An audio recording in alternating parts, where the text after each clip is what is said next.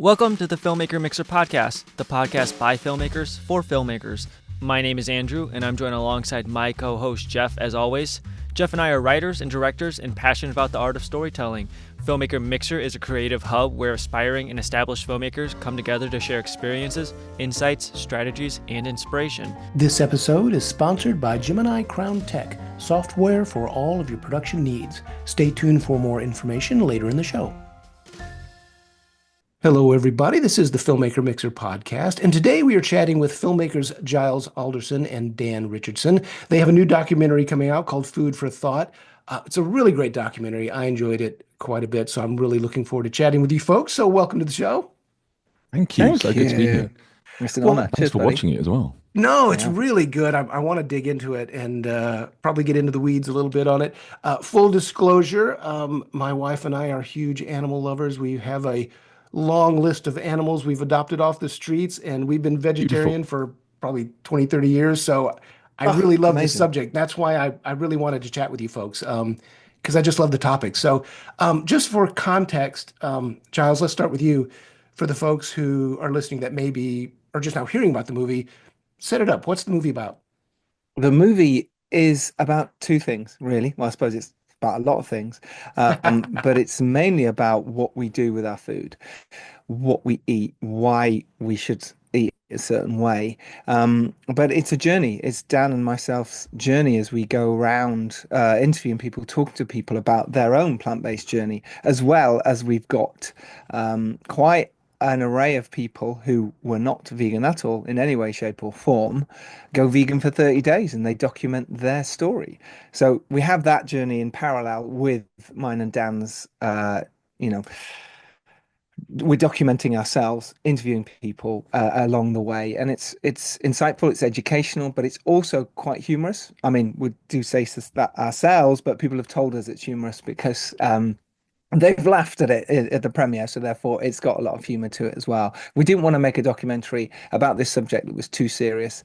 There is quite a lot of those documentaries out there that are fantastic. We can't compete. We didn't want to. We wanted to do our own version of that, which is a little bit more lighthearted, shall we say, on certain topics, but it still gets the message across.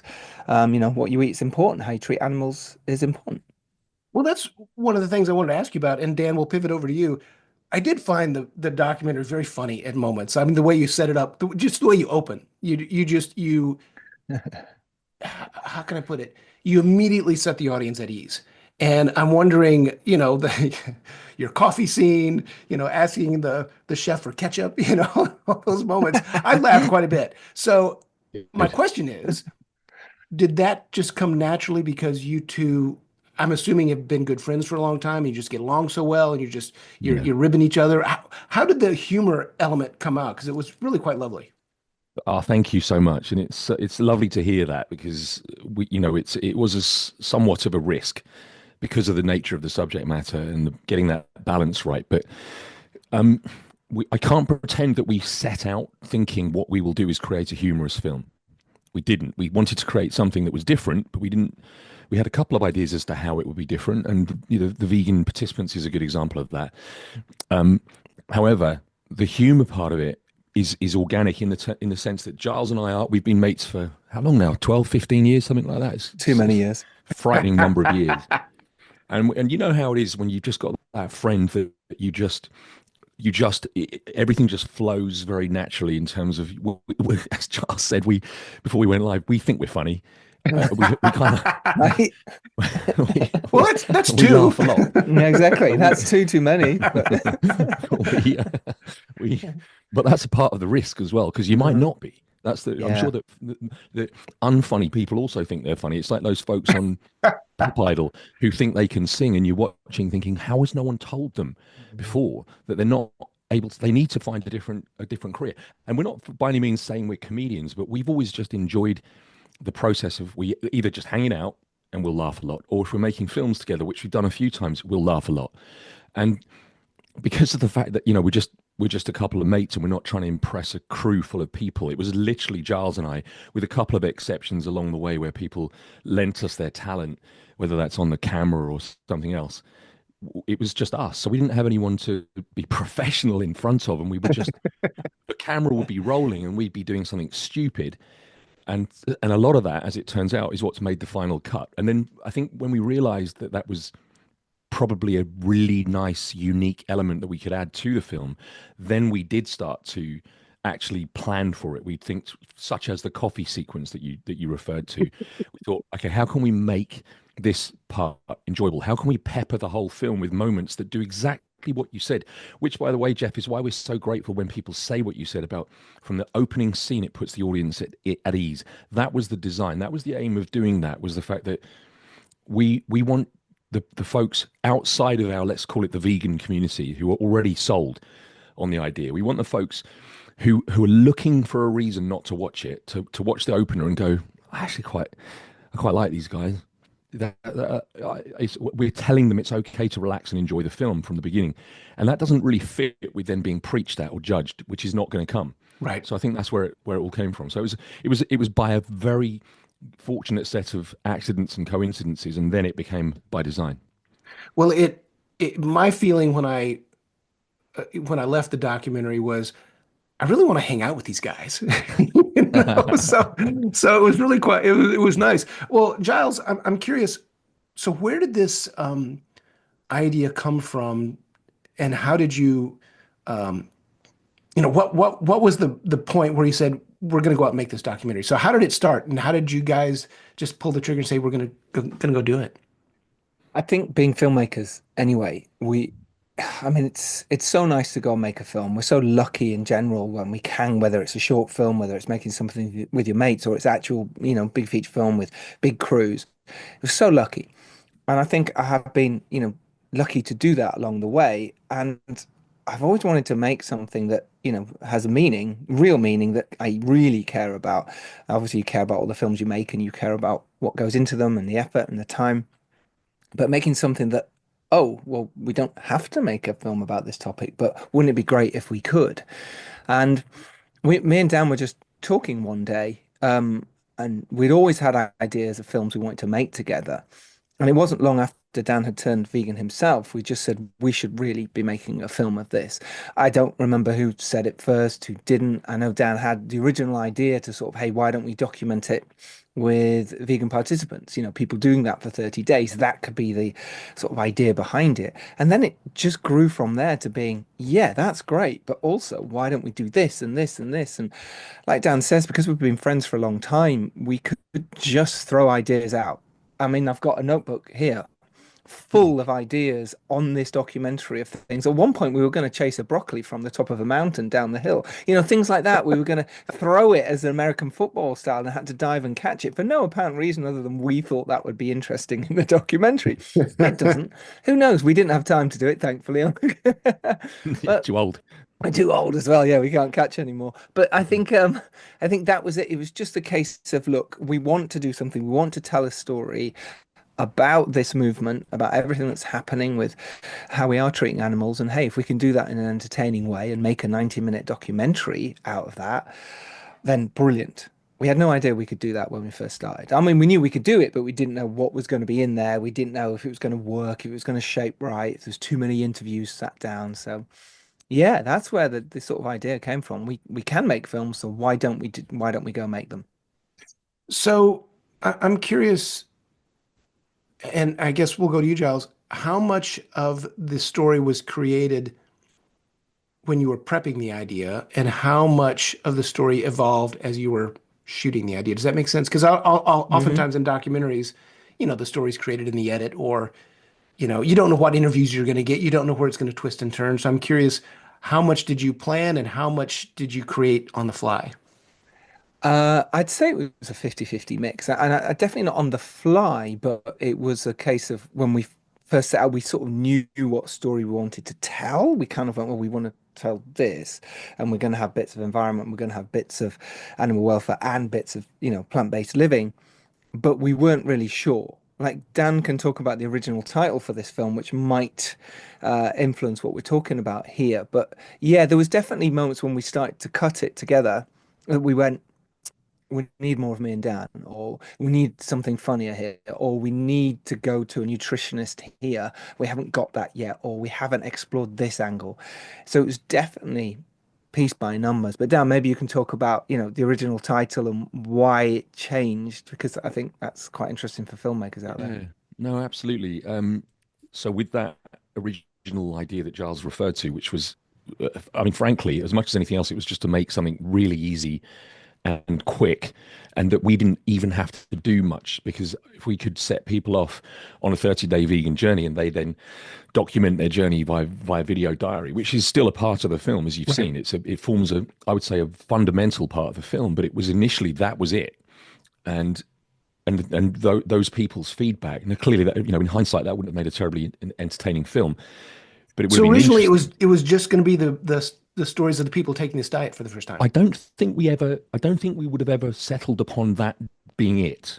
But it was the original idea from which everything else grew, as Giles said. So I don't doubt we would have absolutely, at some point, very early on, thought to ourselves, we're going to need to do something more than this. This isn't enough on its own. You could have done maybe 15, 20 minutes of that, but I don't think you'd hold an hour and a half feature documentary with that alone.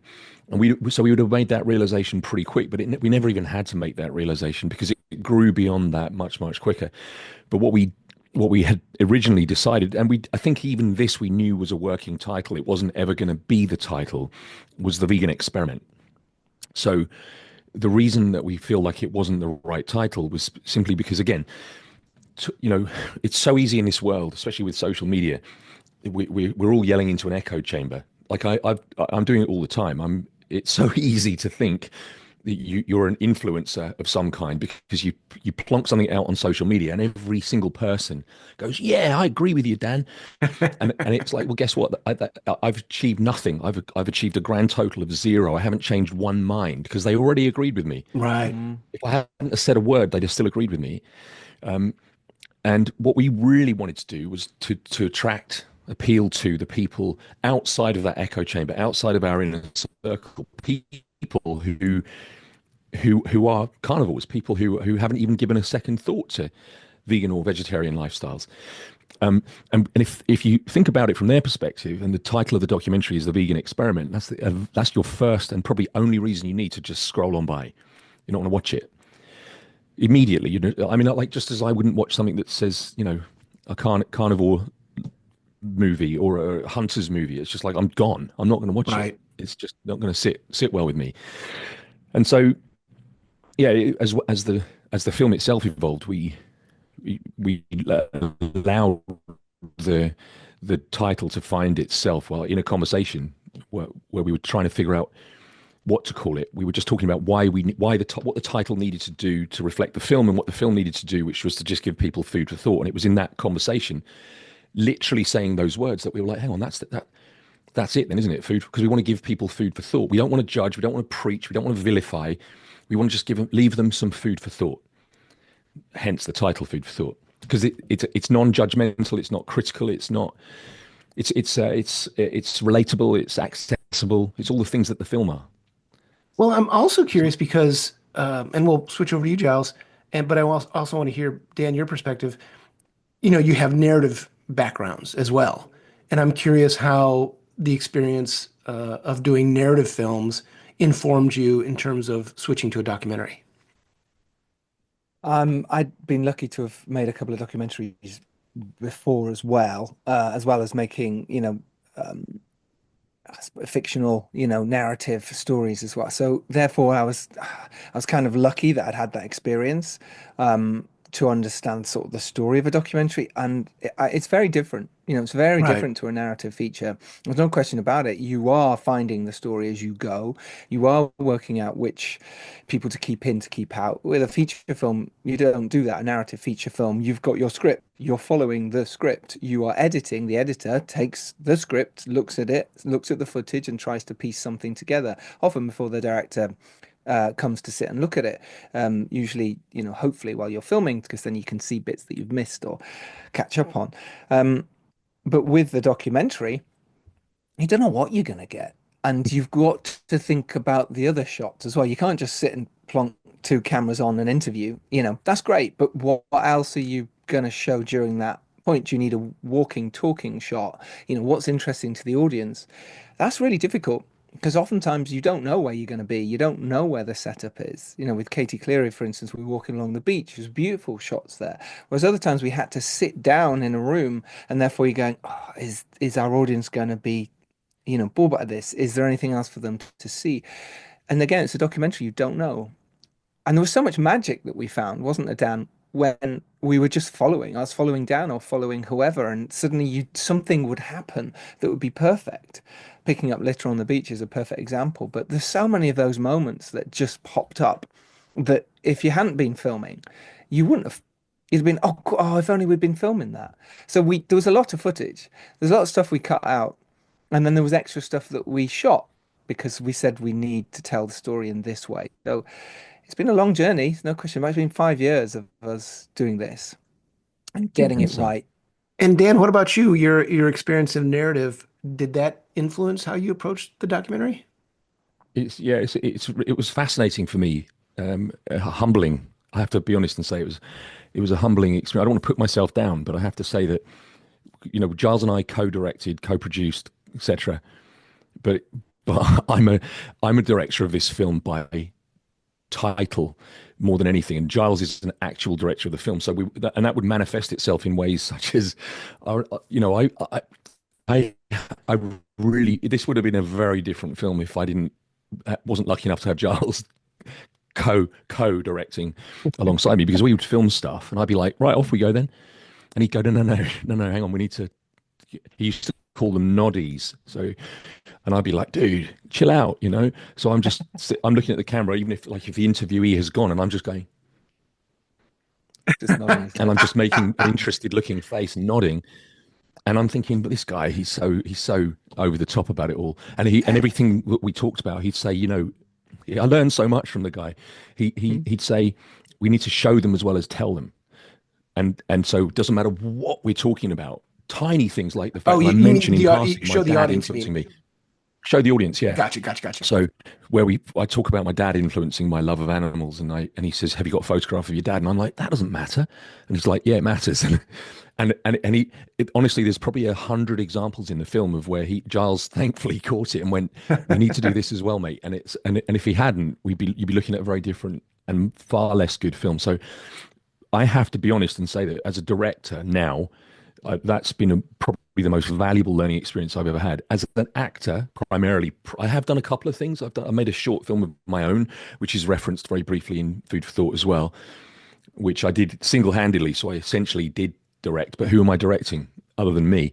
And so it's not your traditional directing job. And all I was able to do was just understand as much as I could from my narrative background, the filming process, which I'm fortunate enough to utterly love. Like, I love being on set, whether it's our set where we're filming an interview on a documentary, or whether it's an actual film, a feature film we're shooting, and a fictional scene that we're creating, and a character that I've got to bring to life. I'm just really blessed that I love that whole process. I'm a bit of a geek as well, so I've got all my own camera gear, which is why we were able to do it for as cheap as we were. And I love all that stuff. So actually, I'm this bizarre hybrid where in reality, in Food for Thought, probably my narrative background played a tiny part, other than the fact that we were, you know, goofing around with things like the coffee scene or the opening sequence, where I was trying to use my ability as an actor to not look like an absolute buffoon. Yeah. But aside from that, it was really just a learning experience for me, where, as I say, thank God we've got an actual director on board. I mean, look, on that, I was one. Very nice of you to say, but no, Dan's playing himself down massively as well. He's a very creative mind, and it was, to be honest, a joy to work with him like that as well, because then we could, all those scenes that Dan's like talking about that he's got to act in, has got to look natural. You know, that takes skill and ability for one anyway, especially the opening scene. It's got to look really natural. And then you've just got the stuff that Dan had done on his own in the documentary as well, you know. So for him to say he's co-director or not director is, yeah, for me, ridiculous. He's fantastic and an absolute director in his own right. That's very kind, mate. But look at us too. well, there's something in this sense. There's something there is something interesting whether you're, you know, co-writing something or co-directing. You know, you bring something creative to the table, your partner brings something creative to the table, but when you two get together, this third thing emerges, this new thing, which Right. is Right. really quite wonderful. I've co-written with a number of people and co-directed, and it is a lot of fun to bounce ideas back and forth and create this new thing. Mhm. Getting back to you, Dan, for a second, you were talking about, kind of being a geek and the equipment and so forth. One of the questions we get a lot, and obviously it's going to be different for every film. There's so much equipment out there, but young filmmakers are always asking us about cameras and so forth. So I don't want to Yeah. get too much in the weeds, but what did you guys shoot on? Because I noticed We in some of the behind the scenes stuff, Giles, you've got the little, looks like maybe a DSLR or something. I'm not sure. So, yeah, yeah, there what was were even a you? DSLR. Yeah, what were There you was a shooting on? we primarily a Sony A7S II, Okay. which is what all that we had back in the day when we started, which was about 40 years ago. um, um, and that was of course a great camera, but it was very quickly superseded by the A7S III, which I bought, which I think we were probably no more than about halfway through filming when I got the A7S III, but that helped in two ways because obviously it's better than the A7S II, but it also meant we could shoot from two angles at once. We did also have a DSLR, which was Giles's Canon. I don't even know what model it Oh is, my but it's God, a it's very terrible. low end Canon. I think it's Really low 1080p end. at top. Yeah. So obviously the A7S II and the A7S III, as is the case with any of the Sonys since, can shoot at minimum 4K. And of course, we were able to, to a pretty great extent, match the footage because it was all coming from Sony and their color science. But we did have a couple of people along the way that lent their skills to us and brought their own camera. We had a chap in Croatia who brought a drone, and he was shooting on a tiny little Lumix, Panasonic Lumix.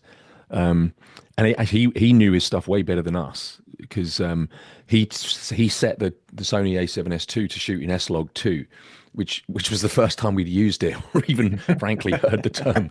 Uh, Uh, but we but also did on that, Dan. Actually, we had because it was so difficult. I've literally got a rucksack on my back with the sound. We're using a Zoom H6 that's right. or a H4, depending on where we were, and I've got the earbuds in my ear, so I'm trying to control that as shooting at the same Mhm. time. And at one point, we did, like with the other camera, we then put that on autofocus. And what we found sometimes with that autofocus, when we come back to it, was totally out of focus, the whole thing. So it didn't follow a Hunting. face. It's supposed to follow a face, Right, right. the hunting side. And we'd come back to it afterwards and be like, oh my God. So one interview we then had to go back and do again.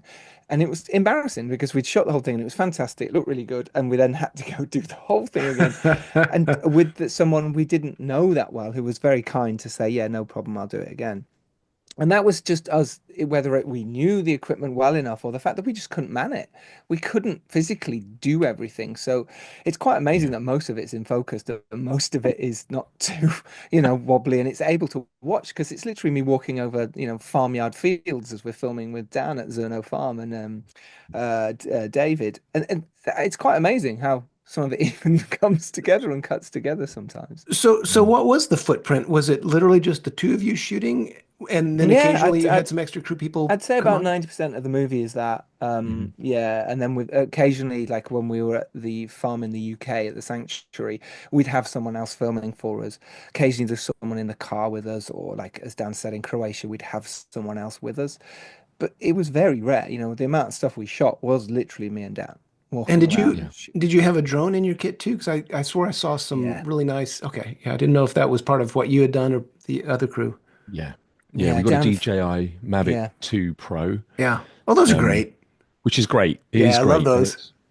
it's just we tend to use it just for bridging shots, from to take us, back to the UK. Or in fact, a lot of the drone shots are shot literally just a, 500-meter walk from my place on the River Thames here, Mm. where not that it's relevant to anyone who wouldn't, you're not looking at something that is recognizable as London, for example, but we just kind of tried to set the scene as, now we're in LA, now we're in London, now we're in Croatia, just Mm. with something. And the drone shots from here gave us the ability to bridge those journeys back to the UK.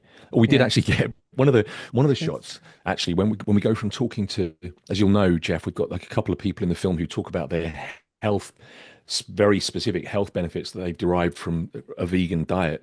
One of them, ironically, actually, the English chap we interviewed in Los Angeles and the South African woman we interviewed in London.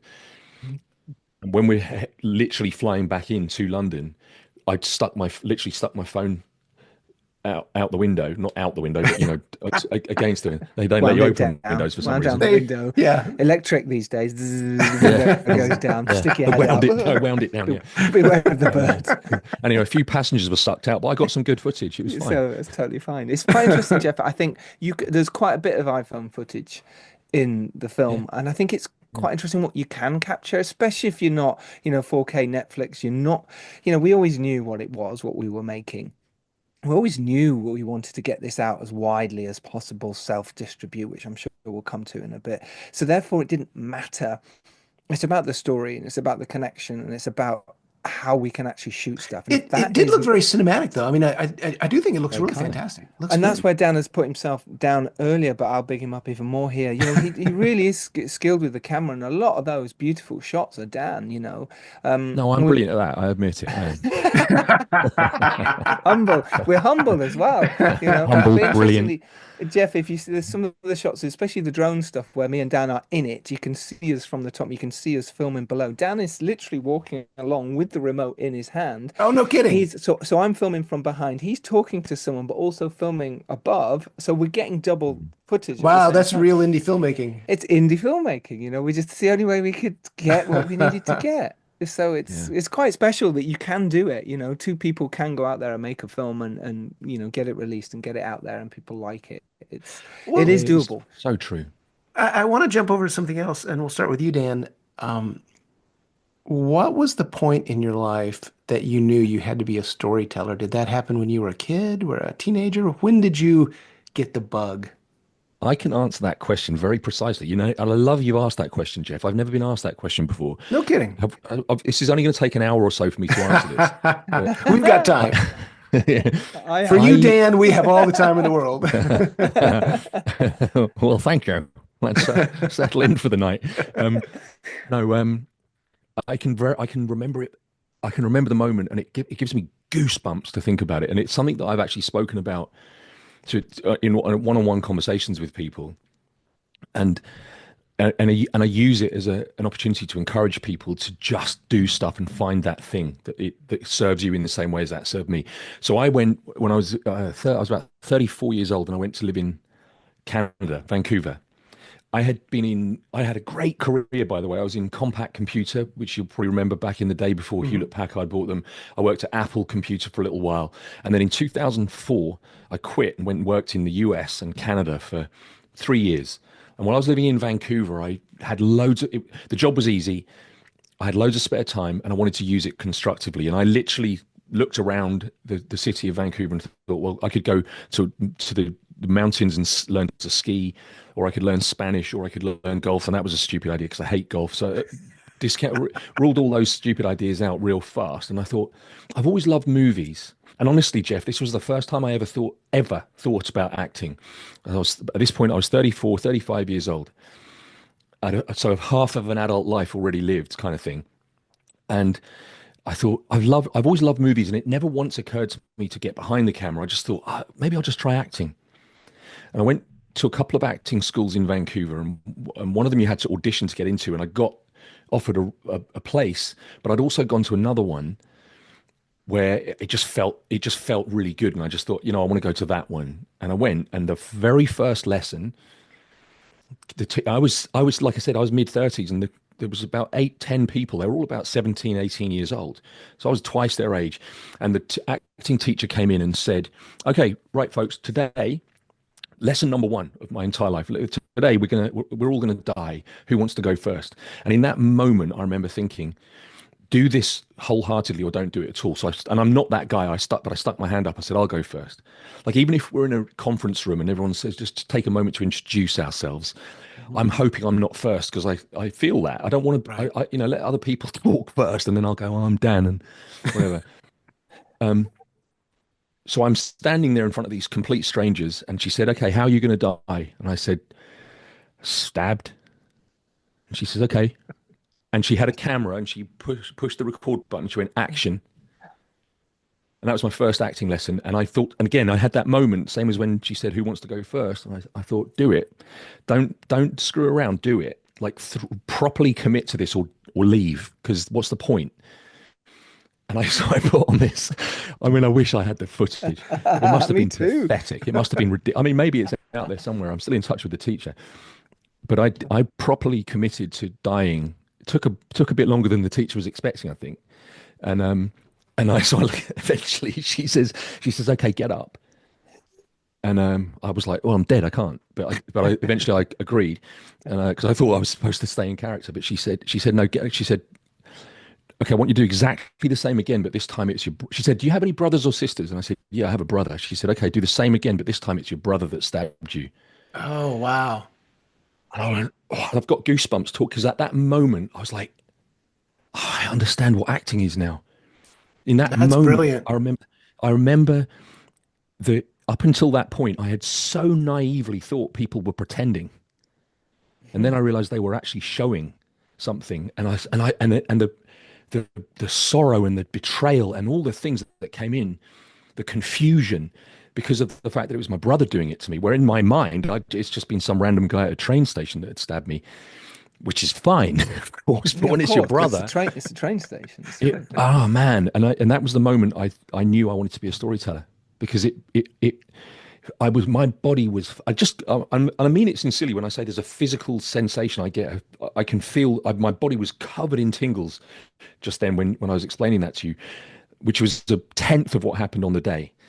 And I just remember thinking, if you're telling me that I could do this and get paid for it, that's the job I want.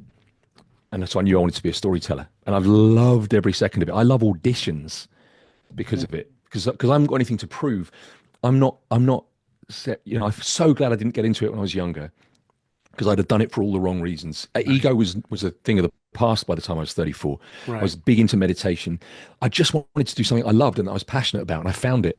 So I could go to auditions and get that thrill, that buzz.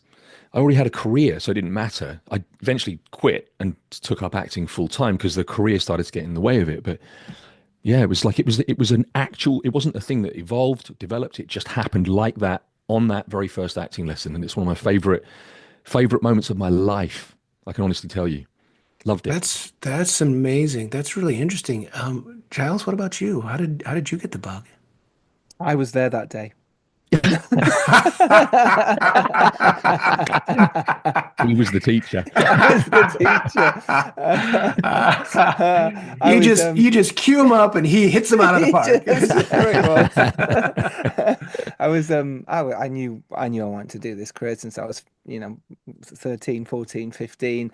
I was a footballer, soccer player in the UK, and it was either one or the other. And the soccer thing didn't happen, the football thing didn't happen, so I jumped into acting like straight away. Went to, drama school, university, then drama school, and just was an actor. I just started doing it. I knew it was what I wanted to do, and I learned and practiced. And I basically saw everyone else get the lead parts and the girls, and I thought, hang on a minute, that's what I want. I want that. And I loved the feeling of it. I loved, the show off in me. I obviously liked that. I liked the praise. I liked to get that. And it was when we were making a pilot for the BBC. I say BBC very loosely. They said, yes, we'll look at your pilot and maybe we'll think about making it. Anyway, we told everyone it's for the BBC, though it technically wasn't at all. Um, and the director pulled out 2 weeks before, and I'd always, directed plays. I'd written plays all my life. I'd done that even at school. I was always the person going, right, this is what we're going to do. Let's, light's going to come from here. But I thought that if I directed something, it would get in the way of me being an actor. Little did I know that it would improve me massively as an actor because you get to see the other side of it. But anyway, I fell in love that day when we shot that pilot, and I went, how am I going to do this as a career director? Straight away, I knew this is what I want to do more than acting. And it took 10 years of hardship, of pain, of going through the works, of losing projects, losing friends over projects just because I wasn't experienced enough. I didn't understand it enough. I didn't get contracts in place. I didn't, make sure I was looking after myself as a filmmaker, and that I could dive into the weeds on all of that. But it was 10-year process of eventually realizing I needed to write my own project that I owned. No one could take it from me. and that I cared about massively rather than someone else's that went, oh, this could work as a film. And, we had Jason Statham attached to one of our projects at one point. Was he really attached? I have no idea. I was told he was attached by our producers. He could have been. 6 months later, suddenly he's not anymore and you're not making it and you spent all your time and heartache. And anyway, and eventually I got to make my first film as a debut director. Through hard work, luck, chance, people believing in your project, and eventually got sent to the studio over in New Bojana Studios in Bulgaria, and they said, yeah, we'll make it. And even then, that took a year. So yeah, but during that time, I was like, this is what I'm going to do as a career. And then as soon as I was on set for that, feature film, that was it. It's right. This is it. You mentioned something about developing your own projects, and before we started recording, we were talking about picking a start date and just committing to making that film. It is easy to get caught up in trying to put the perfect project together, get the certain amount of money and attach a certain actor, and there's so many delays, and there's something I think important for filmmakers to just go out and, like you guys did with the documentary, just go out and do it. And you say, we're going to make the film that we can make, because you can control it, you can get it done. And I think a lot of filmmakers are doing that now, but it is easy to get caught in that, what's the phrase? Sort of the paralysis of perfection. And instead of just committing and going and doing it. So don't let perfection get in the way of good enough. Right. Because you'd rather have something done than have the perfect one in your head that never gets done, Right. But there's so many people that do, they sit on that, Jeff. You're absolutely right, and be like, oh, but when the studio says yes to my script, or when this actor says yes to my script, or then I'll get the money. But it's kind of a bit like, no, just like I say, put a start date on it. We are doing this like you did, and suddenly people will come to you. And as much, sure, it's not going to be perfect. None of your films are. It's just you set your standard really high, your bar's high, and already it's gone down because you're going, well, we're gonna, we're never going to get we're not going to have a drone that day or a steady cam that day now because we can't afford it. But you know what? That makes you a better filmmaker, because now you're thinking outside the box. You haven't got all the toys and all the tools to play with. You go, well, it's just me and Dan. How are we going to make this work? Is this going to be in any way, make sense? Yeah, because we're going to do it. And I think once you've shot it and you do it, then it's a real thing and you can improve it and make it better in the edit and whatever you need to do. But until then, you haven't got anything. You're just talking about making films. Right. Go out and do it. And then you've made a film. Someone will then go, saw that, cool. Do you want to do another one? Hey, should we talk about your next one? If you don't do it, no one's ever going to do that because you haven't made one. Before we wrap up, let the audience know how they can find the film, how they can see Food for Thought, where it's available. So Food for Thought will be made available on the 28th of February, 2025. I don't know if we've got a specific time, but we should have a time. We should have a time. Let's decide a time right now on this podcast. Let's do it. So it should be 6 p.m. UK. I was thinking like literally when the day turns, into midnight. 28. Yeah, midnight on the. That's the 27th in America, though. Yeah. See, Jeff, this is why we. It's complicated. It's such a nightmare. This guy is just a nightmare. That's why we need a third person, Jeff. What are you doing in the next month? But it will be available by one way or another at some point during the 28th of February, and it will be available on YouTube. And our YouTube channel is Food for Thought Doc, DOC, Food for Thought Doc. Right now, you can find that there is the trailer already there, and we would love for people to subscribe to the channel because that's where the film's going to be, of course. And we also have a website, which is foodforthoughtdoc.com, where we'll put the film there as well. And the reason we're doing that is because, as Giles mentioned right at the beginning, we wanted to make the film freely available as widely as possible, which is why YouTube and self-distribution, that route. But YouTube, if you're not a subscriber to its premium membership, as you guys know, comes with ads. We don't want someone watching our film, especially at certain moments of the film, and it being interrupted by an ad or three.